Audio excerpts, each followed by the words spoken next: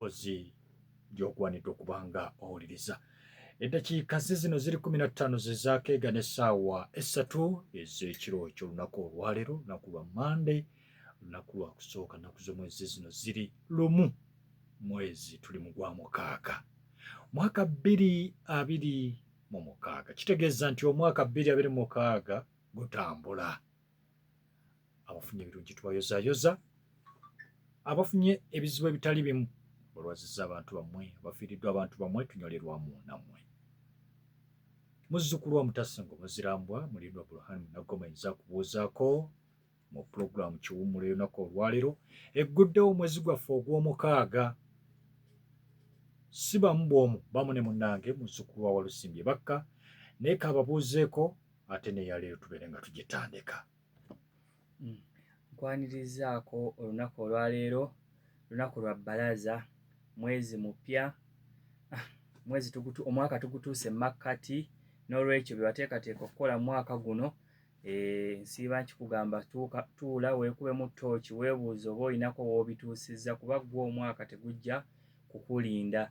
Abafunye ebizibu eby'engeri ezimu mbasaasiddeko nnyo, okusinga nsaasirako ba OBs ne ba OGs aba St. Peters Nkokonjeru, saako bannakatente, saako bannakisunga, saako abantu b'emukono olw'okuviirwako kansala Kitatta Henry, ate oyo nno twasoma naye. Kansala yafudde nga yakamala okulayira. Neesaasirako ab'enjuuye okuviirwako omuntu oyo. Abafunye ebirungi nammwe mbayozaayoza.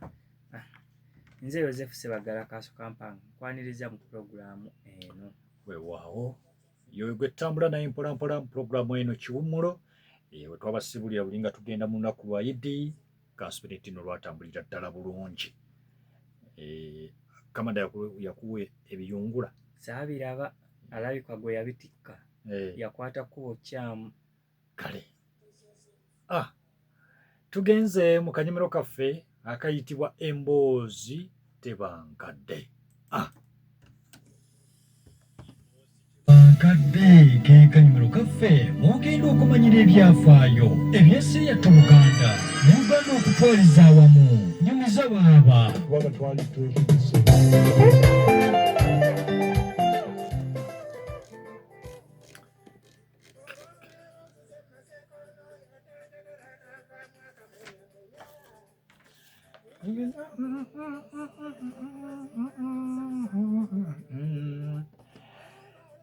Kale, kasita owulira kayimba ako omanyirawo nti nno tutuuse mu kanyomero kaffe akayitibwa Emboozi Tebankadde, mwe tunyumiza ebyafaayo byaffe ebya Buganda ate ne Uganda okutwaliza awamu. Twasoma tugamba nti katutandike ku bakatikkiro ba Buganda ab'omulembe guno omutebi. Era tuli katikkiro wa Buganda ow'omulundi ogwokubiri nga Oweekitiibwa Omugave Yozefu Mulwanyamuli Ssemwogerere.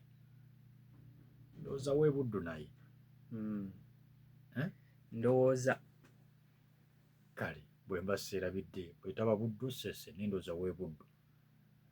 Kakati twamutunulako ku Ssabbiiti eri kubajjukira nti ku Monday yayita. Ku Lwokubiri twali mu kabineeti nga gye tukyabawa ne tutasobola kubeera nga tukola akanyomero kano mu bujjuvu. Kati katweyongereyo. Ampuliriza omulungi ebyafaayo bino bijjibwa mu katabo akayitibwa Omumuli mu Ddungu akawandiikibwa omwami Emmanuel Kayondo. Atunyumiza n'atugamba nti Oweekitiibwa Yozefu Mulwanyamuli Ssemwogerere yaviira ku bwakatikkiro yaleka ayanjulidde olukiiko lwa Buganda enteekateeka y'emyaka 10 Buganda kwe yali erina okubeera ng'etambulira era n'okukulaakulanya obwakabaka bwattu obwa Buganda. Bw'ati Oweekitiibwa Mulwanyamuli Ssemwogerere ekitayinza kumwerabirwako ebbanga lyonna kwe kutegeka embaga ey'Omutanda Ssaabasajja Kabaka Ronald Muwenda Mutebi II eyaliwo mu mwaka ogw'1999 era n'efundikira ekyasa kya 20. Ono embaga eno yamenyawo embaga eyali eyogerwako ennyo wano mu Buganda ey'amajanja. Era kaakati omuntu bw'akola embaga bw'etayitibwa mawuuno egamba nti ekizeeko ey'amajanja naye ey'abeene yasukkuluma mu zonna. N'olwekyo ekyo kirirwawo oba kyafaayo kye yakola ekitagenda kwerabirwa obulamu bwe bwonna.